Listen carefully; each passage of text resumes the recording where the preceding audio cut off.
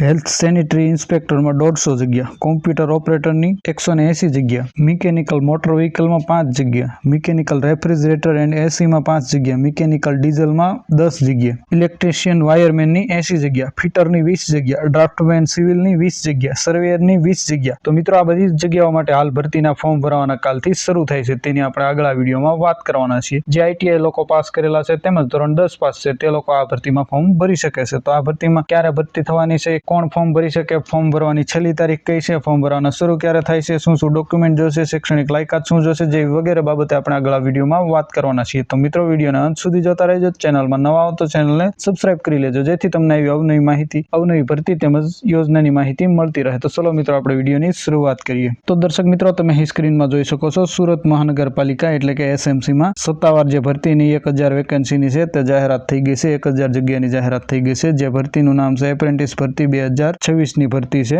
જે તમે અહીં સ્ક્રીનમાં જોઈ શકો છો મિત્રો। ત્યાર પછી મિત્રો, આપણે જે મહત્વની તારીખ છે અને લિંકની છે તેની વાત કરીએ તો તમે અહીં સ્ક્રીનમાં જોઈ શકો છો, ઓનલાઈન અરજી કરવા માટેનો સમયગાળો જે છે તે ફોર્મ ભરવાના શરૂ થવાની તારીખ એટલે કે આવતીકાલ 1/6/2026 ના રોજથી ફોર્મ ભરવાના શરૂ થઈ જાય છે। સવારના 11 વાગ્યાથી તમે ફોર્મ ભરી શકો છો અને ફોર્મ ભરવા માટેની છેલ્લી તારીખ મિત્રો 10/6 એટલે કે 10 જૂન 2026 સુધી ફોર્મ ભરી શકીએ છીએ આપણે રાત્રિના 11 વાગ્યા સુધી, જે સ્ક્રીનમાં અહીં તમે જોઈ શકો છો મિત્રો। જેમાં સૌપ્રથમ એક વેબસાઇટ છે apprenticindia.government.in, તો તેમાં તમારે રજીસ્ટ્રેશન કરાવવું જોશે। ત્યાર પછી જે એસએમસી ની ઓફિશિયલ વેબસાઇટ છે સુરત મ્યુનિસિપલ કોર્પોરેશન.government.in, જે સેકન્ડ વેબસાઇટ છે તેમાં તમારે અરજી કરવાની રહેશે, ફોર્મ ભરવાનું રહેશે ભરતી માટેનું, અને પેલી જે વેબસાઇટ છે તેમાં તમારે રજીસ્ટ્રેશન કરવાનું રહેશે apprenticindia.government.in માં। તો આ બે જે વેબસાઇટ છે તે મિત્રો ખાસ યાદ રાખજો। ત્યાર પછી તમે મિત્રો અહીં જોઈ શકો છો, આઈટીઆઈ પાસ ટ્રેડ અને સ્ટાઇપેન્ડ ટેકનિકલ શાખા માટેની જે ભરતી છે તેમાં કઈ જગ્યામાં કઈ પોસ્ટ માટે કેટલી જગ્યા છે તેમજ કેટલું સ્ટાઇપેન્ડ આપવાના છે અને લાયકાત શું, શૈક્ષણિક લાયકાત જોઈએ તેની વિગત આપણે આપેલી છે। તો લાઈન બાય લાઈન આપણે જોઈએ એક એક। જેમાં પ્રથમ ઇલેક્ટ્રિશિયન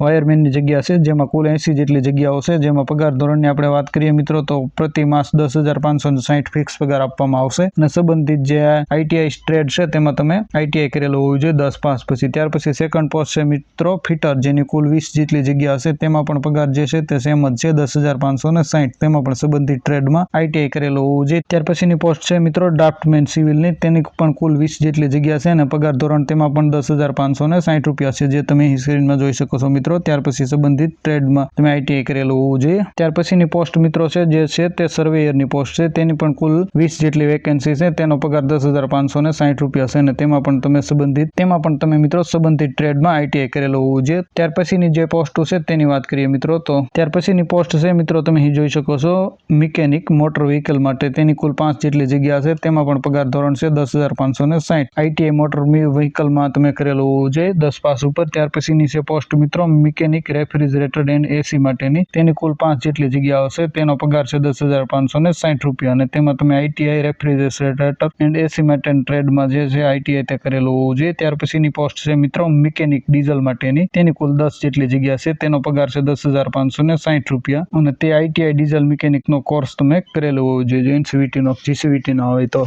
તે તમે આમાં એપ્લાય કરી શકો છો મિત્રો। ત્યાર પછી મિત્રો બે પોસ્ટ છે હેલ્થ અને જે કોમ્પ્યુટર ઓપરેટર માટેની કુલ જગ્યાઓ છે, તો તેમાં સૌથી વધારે જેટલી જગ્યાઓ આપેલી છે, જેમાં સૌપ્રથમ હેલ્થ સેનેટરી ઇન્સ્પેક્ટર એટલે કે એસઆઈની જે જગ્યા છે તેમાં 150 જેટલી જગ્યાઓ આપેલી છે અને તેને આઈટીઆઈ સેનેટરી ઇન્સ્પેક્ટરનો કોર્સ તમે કરેલો હોય તો આમાં તમે ફોર્મ ભરી શકો છો, જેનો પગાર છે 9,600 રૂપિયા પ્રતિ માસ તમને સ્ટાઇપેન્ડ આપવામાં આવશે। ત્યાર પછી સેકન્ડ જે પોસ્ટ છે તે કોમ્પ્યુટર ઓપરેટરની એટલે કે કોપા શોર્ટમાં કહી શકાય, તેની કુલ 180 જેટલી જગ્યાઓ છે, તેમાં સ્ટાઇપેન્ડ છે તે 9,600 રૂપિયા પ્રતિ માસ આપવામાં આવશે અને તેની લાયકાત છે તે આઈટીઆઈ કોપામાં તમે કરેલું હોવું જોઈએ, તો તમે આ પોસ્ટ માટે ફોર્મ ભરી શકો છો મિત્રો। ત્યાર પછી મિત્રો મેડિકલ લેબ અને એકાઉન્ટન્ટની પણ જગ્યા આપેલી છે, જે તમે અહીં સ્ક્રીનમાં જોઈ શકો છો મિત્રો। તેમાં મેડિકલ લેબ ટેકનોલોજી પેથોલોજીની જગ્યા છે, તેમાં કુલ 40 જેટલી જગ્યા હશે, તેના પગાર ધોરણ અને સ્ટાઇપેન્ડની આપણે મિત્રો વાત કરીએ તો કુલ 12,300 રૂપિયા પ્રતિ માસ પગાર આપવામાં આવશે। ધોરણ 12 પાસમાં તમે કેમેસ્ટ્રી, ફિઝિક્સ અને બાયોલોજી પ્લસ બીએસસી કરેલું હોય તો તમે આ પોસ્ટ માટે એપ્લાય કરી શકો છો। ત્યાર પછીની પોસ્ટ છે મિત્રો એકાઉન્ટન્ટ આસિસ્ટન્ટ માટેની, તો તેની કુલ 160 જેટલી જગ્યા છે, જેમાં 12,300 રૂપિયા પ્રતિ માસ સ્ટાઇપેન્ડ આપવાનું નક્કી થયેલું છે, જેમાં બીકોમ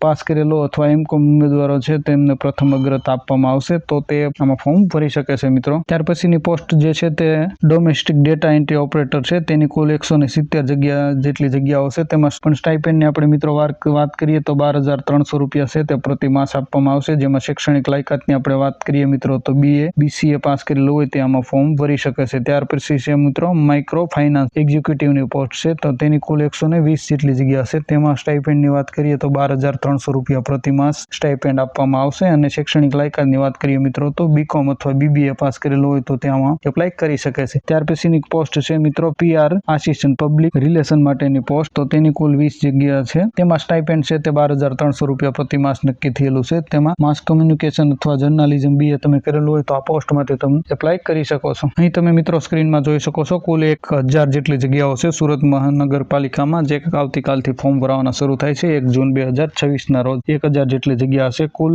સીટો અને પસંદગીની ઉત્તમ તકો છે જે વિદ્યાર્થીઓ ITI પાસ કરેલું છે તેમને અથવા BA BCom કરેલું છે તેમના માટે। આ એક જે કાયમી નોકરી મિત્રો છે તે કાયમી નોકરી નથી, પણ સરકાર દ્વારા કાયદેસર તાલીમ અને સર્ટિફિકેટ આપવામાં આવશે। જેમાં સુરત મહાનગરપાલિકા દ્વારા આ વર્ષે વિરાટ ભરતી મેળો યોજવામાં આવ્યો છે। અલગ અલગ 14 ટ્રેડમાં કુલ 1,000 જેટલી બેઠકો નક્કી કરવામાં આવી છે। ત્યાર પછી મિત્રો ઉમેદવાર માટેની સામાન્ય પાત્રતાની આપણે વાત કરીએ તો ઉંમર મર્યાદા અરજી સમયે ઉમેદવારની ઉંમર જે છે તે ઓછામાં ઓછી 18 વર્ષ અને વધુમાં વધુ 34 વર્ષ હોવી જોઈએ, એનાથી વધારે ન હોવી જોઈએ અને 18 કરતા ઓછી ન હોવી જોઈએ। ત્યાર પછી મિત્રો મલ્ટિપલ એપ્લિકેશન ઉમેદવાર તેની શૈક્ષણિક લાયકાત મુજબ 1 થી વધુ ટ્રેડ માટે અલગ અલગ ફોર્મ ભરી શકે છે। અગાઉની તાલીમ ભૂતકાળમાં જેમણે કોઈ પણ સંસ્થામાં એપ્રેન્ટિસ કરાર પૂર્ણ કરેલ હશે તેઓ ફરીથી અરજી કરી શકશે નહીં, તો તે મિત્રો ખાસ ધ્યાનમાં રાખજો તમે। ત્યાર પછી મિત્રો આપણે અરજી કરવાના જે સ્ટેપ છે સરળ સ્ટેપ તે જોઈ કેવી રીતે અરજી કરવી। તો સૌપ્રથમ તમારે જે પહેલો સ્ટેપ છે તેમાં તમારે apprentice.india.government.in વેબસાઇટ છે તેમાં તમારે રજીસ્ટ્રેશન કરવાનું છે સૌપ્રથમ। ત્યાર પછી મિત્રો તમારે સ્ટેપ નંબર 2 જે પ્રોફાઇલમાં તમારી વિગતો છે તે ભરી અને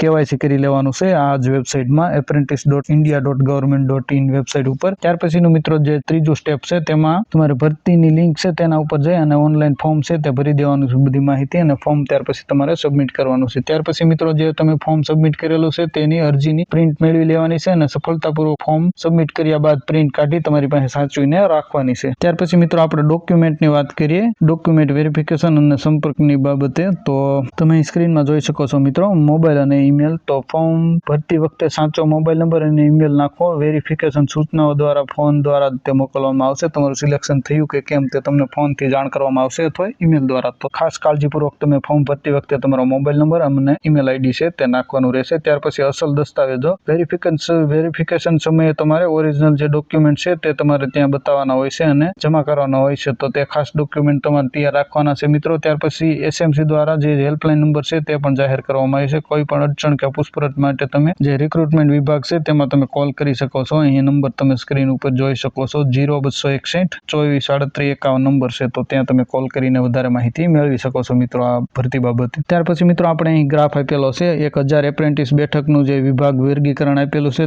તેમાં સૌપ્રથમ જે છે તે સૌથી વધારે જગ્યા ITI non technical sanitary inspector અને કોપા માટેની કુલ 330 જેટલી જગ્યા છે, 33% જગ્યા એની છે જે ભાગ આપેલો છે તેમાં। ત્યાર પછી ગ્રેજ્યુએશન ડેટા એન્ટ્રી PR માટે 310 જગ્યા છે, તો 31% એની છે, તો તે આ સેકન્ડ પોર્શન છે મિત્રો, તમે અહીં સ્ક્રીનમાં જોઈ શકો છો। ત્યાર પછી એકાઉન્ટન્ટ અને ફાઇનાન્સ 280 જગ્યા જે 28% માટેની છે, તો આ પોર્શન છે। ત્યાર પછી ITI ટેકનિકલ શાખામાં કુલ 80 જગ્યા એટલે કે 8% છે, તો તે આ યલો કલરનો જે પોર્શન છે તે જગ્યા દર્શાવે છે મિત્રો। તો મિત્રો આ SMC સુરત મહાનગરપાલિકામાં જે એપ્રેન્ટિસની ભરતી આવી છે ધોરણ 10 પાસ ઉપર, ITI ઉપર તેમજ 12 પાસ ઉપર અને કોલેજ ને ગ્રેજ્યુએશન ઉપર માટે BA BCom MCA BCA તેમજ મેડિકલની જે લાઈન છે તેના માટે। તો આ ભરતી બાબતે મેં તમને આ વિડીયોમાં માહિતી આપી। તમારા કોઈ પ્રશ્ન હોય તો તમે કમેન્ટ કરીને અમને પૂછી શકો છો મિત્રો। તમારા કોઈ પ્રશ્ન હોય તો તમે અમને કમેન્ટ કરીને પણ પૂછી શકો છો, અમે તમારા પ્રશ્નનો રિપ્લાય આપશું। અને નવા મિત્રોને ખાસ વિનંતી કે સરકારી ભરતીની આવી જ સચોટ અને સમયસર માહિતી મેળવવા માટે અમારી ચેનલને હમણાં જ સબસ્ક્રાઇબ કરી લ્યો અને વિડીયોને લાઇક અને મિત્રો સાથે શેર કરવાનું ભૂલતા નહીં।